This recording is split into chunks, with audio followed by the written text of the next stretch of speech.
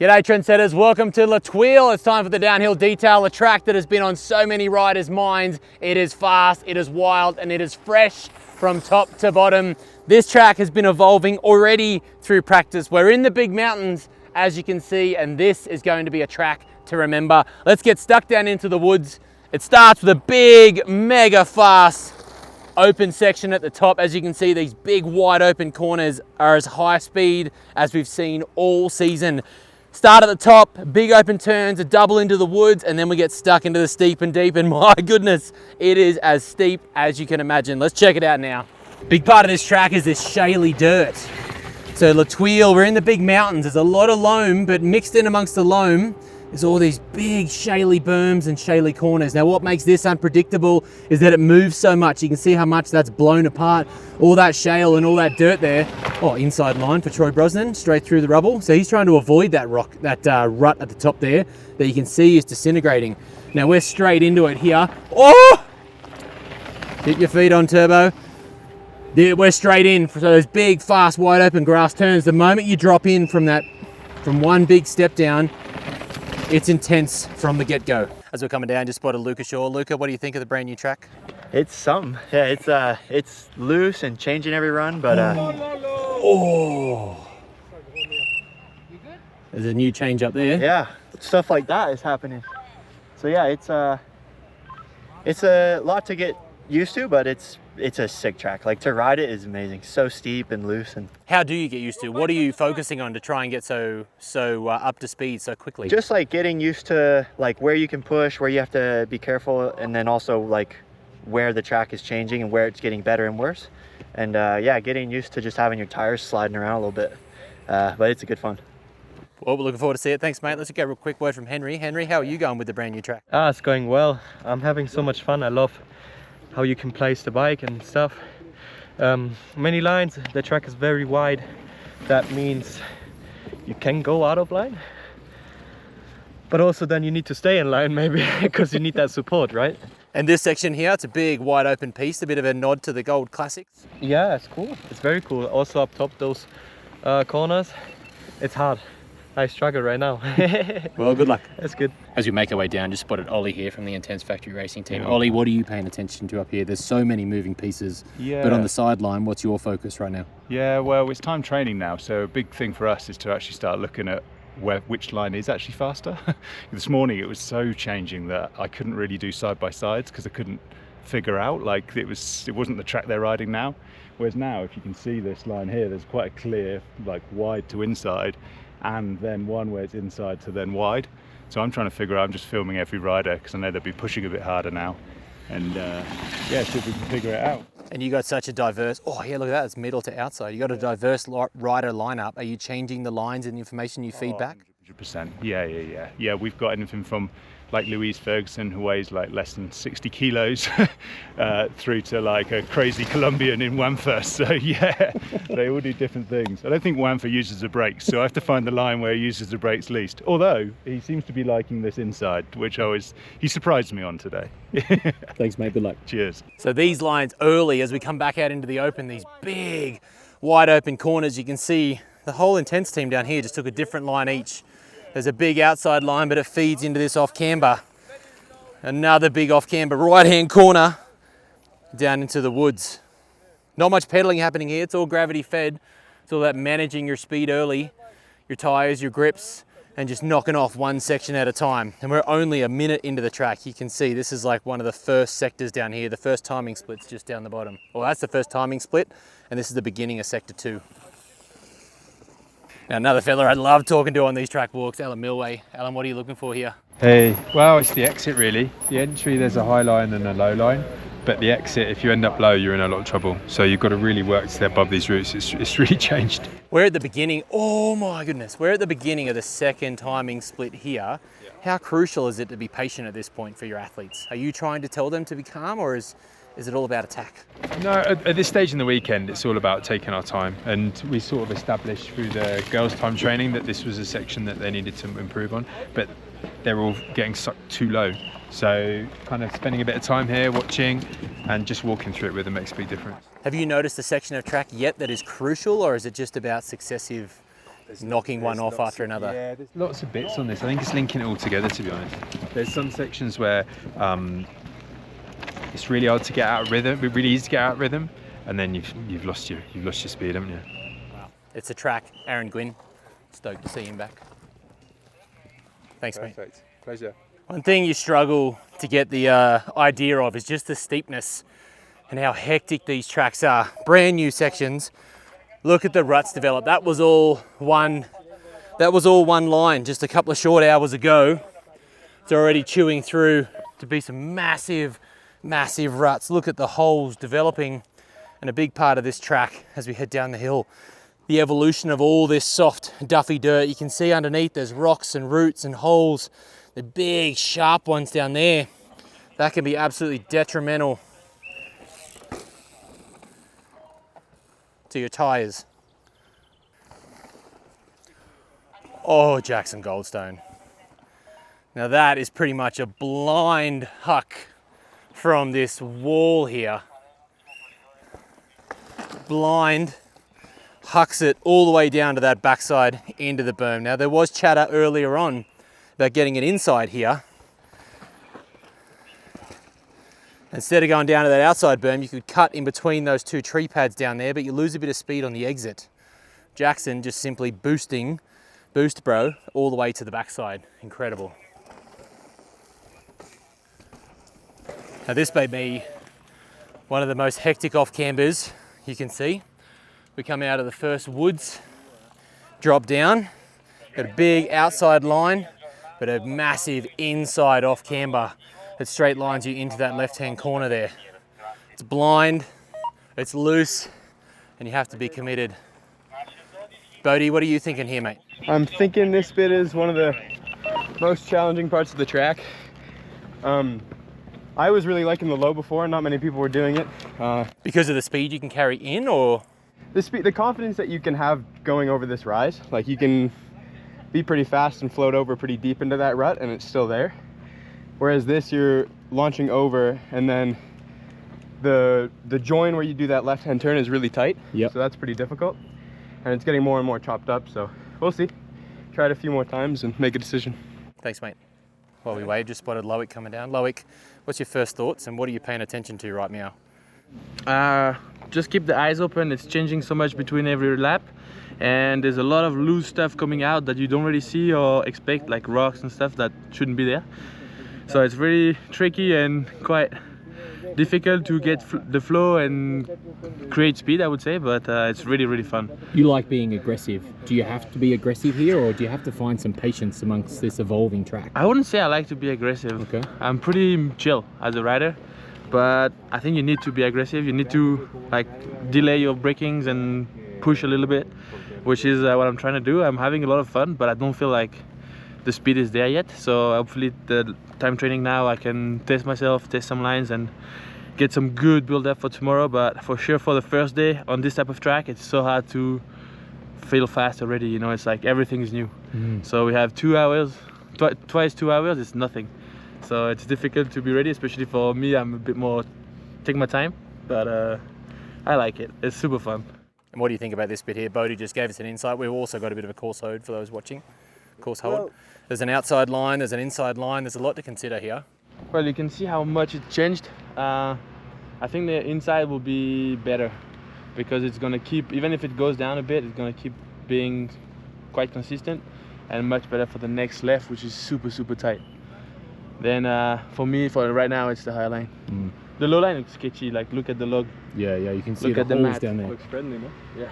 And then if you get stood up, and you catch the net in your bar, you're gone, you know, for nothing. Thanks, mate.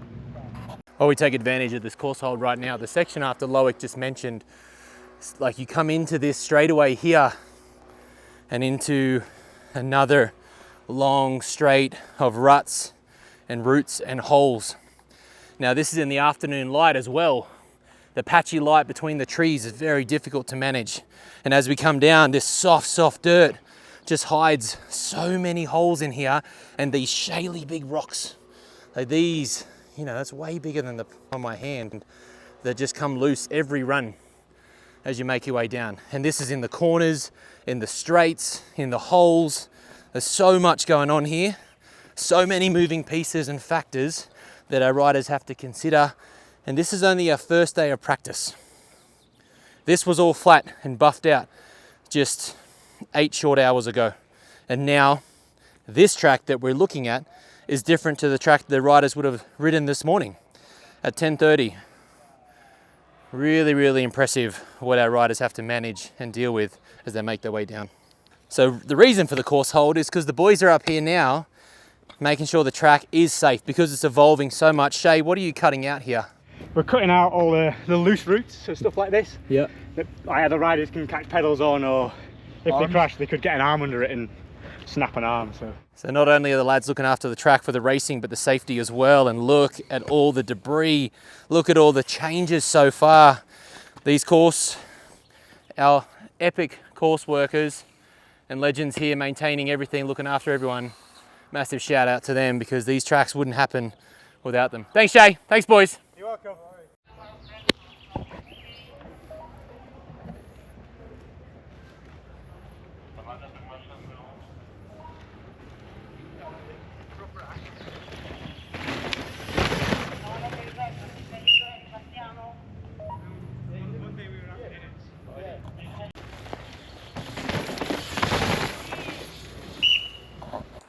Let's have a quick look at this next section here. You've got the main line that feeds you out of that berm. Look at the roots and the rocks coming out. Main line through the left. We just saw Reese go all the way up high into an untouched section there. Feeds you into another double jump berm down the bottom. So all that fresh dirt over there can link you into an inside at the bottom. If you go main line here, you can go main line through the guts, but you need to slap that berm, and that berm may not be there tomorrow. Another young fella, Chris Kilmurray. Chris, there's a lot going on here. I feel old. Been around here too long to be young. This is cool, huh?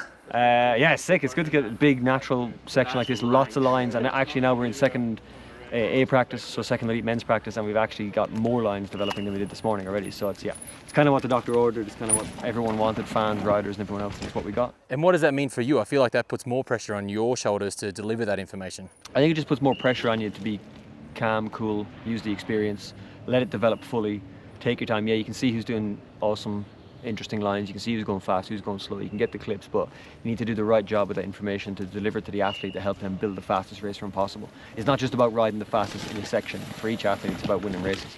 So the only goal, the only task for the week is the fastest run top to bottom. So that's what all of this information needs to go into, you know. Have you seen a section that is a standout so far, or is it more about just piecing each piece of the puzzle together? There's a couple of interesting, like real boring spots, sadly, because there's so many road crossings. We've got 6 or 7 road crossings, and they've all been taped quite tight, quite narrow to slow it down, because otherwise you just come flying onto a road and get a big compression, which you don't want. So the course marking and the designers have made that pretty tight and awkward. So there's a couple of them which are quite interesting because it's big, heavy braking, and you can do a lot with your momentum. You can do a lot with the elevation you have there, and you can over brake, under brake. So they're interesting to watch and see how they develop. But we've already seen now on the live timing for the women and the men that further down, there's those off cambers which we used to use for EWS back when it was Kill Bill stage. Those off cambers have definitely caused a rift in the sector times down there, so we got to go down and analyze. And honestly, it's just tech down there. It's just way slower than a lot of what we've been used to the last couple of years. You just have to come in slow, come in knowing exactly where your wheels need to be, and really just maximize the terrain. But you got to know where you want to go. You got to know where you are to get it done. So it's a big challenge, I think, because these riders just want to go as fast as possible everywhere. And they are going extraordinarily fast. Yeah, always. Thanks, mate. Yeah, no bother. Look at the backside of some of these lines that are developing, the rocks, the roots, and as it falls away, horrendous. Big Duffy berms, and probably the biggest step down we've seen at a downhill World Cup. So this is the step down we're talking about. Not exactly huge in terms of gap itself, but with what you have to do before it and what you have to do after it, it is just after the second timing split. So as you come into this, I mean, that's got to be close to 25 foot high, maybe a 50 or so foot gap into here. So in and out of the light, and then we get stuck into the next steep section here. It's a nice little chance for our riders to take a breath if they can, but you need to pay attention and be precise. You can't land there, you can't land there. you must be precise and land straight on the downside, carry the good speed, not get bucked around. Hectic. So from the upper woods, it comes back out into the open, you get stuck back down into this grey dirt, this shaly dirt. Mega dry, pretty slippery, but this, where it starts to get mega steep, you can almost see the town just down there, and we're about halfway by this point. And there's been a lot of track to get through. Look at the ruts that are developing while we've got another course hold. You can just see how deep some of them are in there and where all that's been dragged down to. This was a flat off camber corner to start the day that was pretty much at this level, and now that must be a little bit deeper than 1 foot. So riders come out of the berm, unweight, come down into this big section. All these massive ghoulies in here were a part of that track. So you can see the amount of destruction that's already begun through practice, and probably one of the steeper sections here. Now this isn't super hectic, it's a little bit more drier and more open, but just so steep. Really about managing your speed through here rather than getting your speed. And from what we heard from riders before, a large amount of patience needed to get through all this cleanly.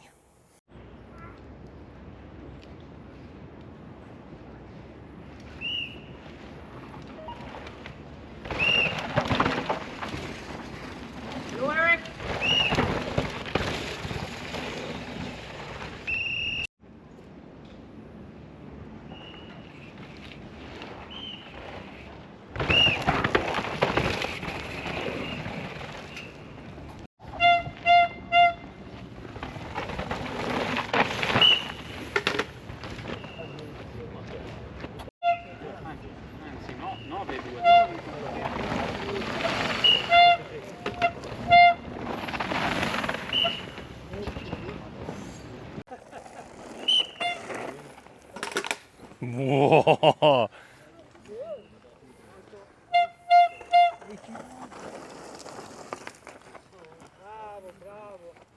There we go. While Richie stopped to talk to us. Richie, how you going up there?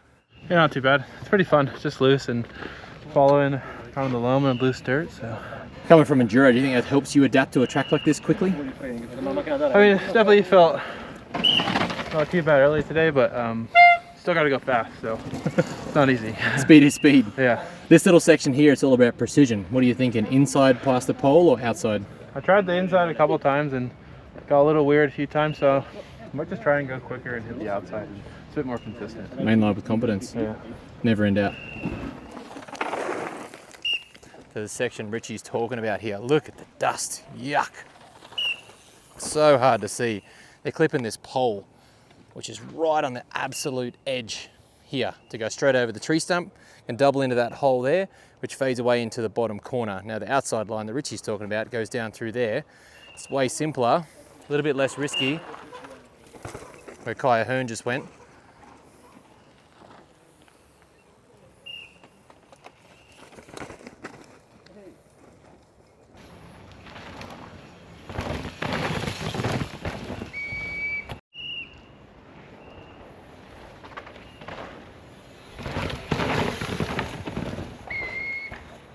So this section down here, maybe a slight chance to rest and recover or just flex the hands a little, but as we come in, you can see this outside line that's developed. It's been pushed wide and it's so soft. So riders are starting to come over towards the inside and into this blind gap.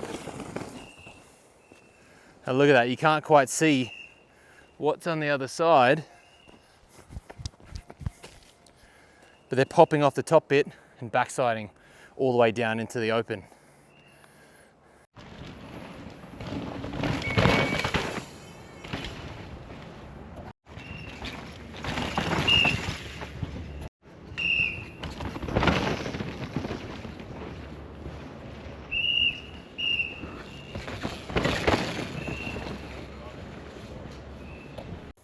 So by this stage, we're well into the fourth timing split.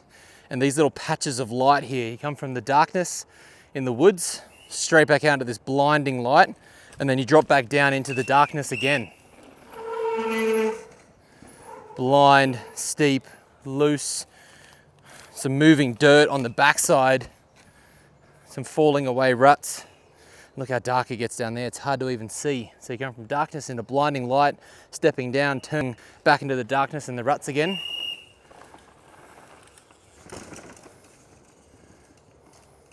And away we go.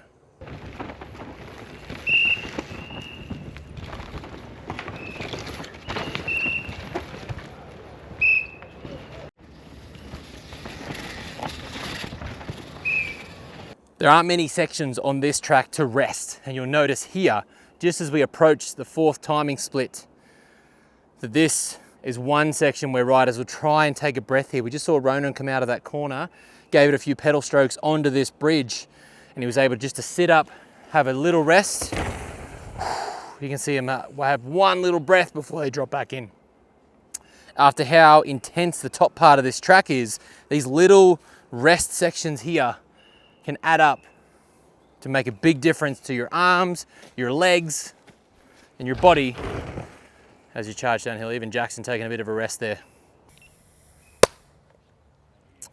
So we have our final timing split to go.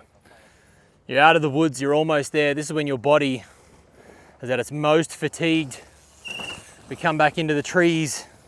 There's a big off-camber chute, and this is where I was talking earlier that there is some time to be made in these lower sections. This lower rut into a catch berm, carry good speed out, or kick up high, thread the needle through the poles and exit quickly. This all feeds your speed into the final big drop into the finish. When your body is on fire, this section can be the most difficult of the whole track, so you need to pay attention and just look at the duff, look at the roots coming up. These weren't here an hour ago, and they probably won't be here tomorrow, whereas over there you can see it's brand new and fresh. There's a lot going on here. There's a lot going on the whole way down this track, and it continues to the very, very end.